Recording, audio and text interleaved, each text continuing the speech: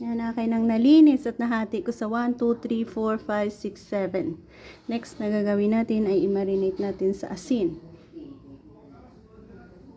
Una natin gagawin, hugas muna natin ito.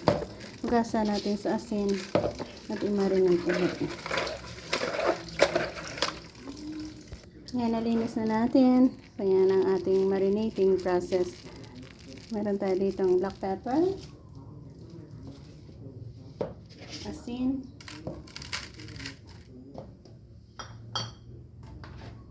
konting oyster sauce. And prituhin na natin yan. Yan, prituhin natin ang isda na ating nilinisan.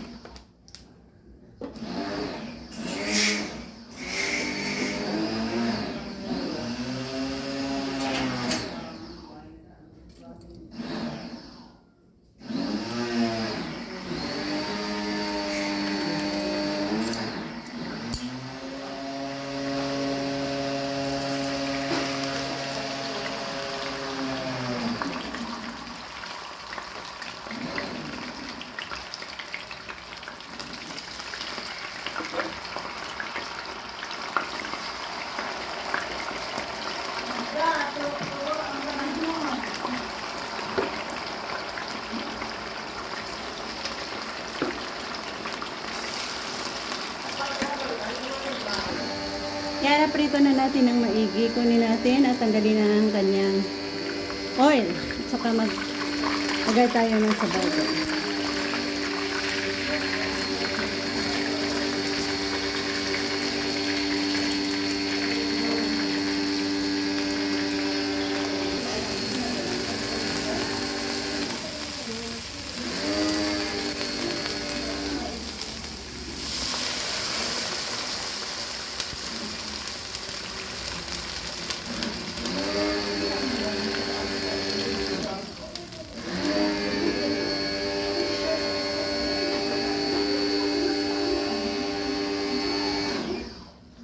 Yan, add on lupo. Hamal-hamal ko din. Mamaya bigay niya. So yan guys, daan ang ating sabaw.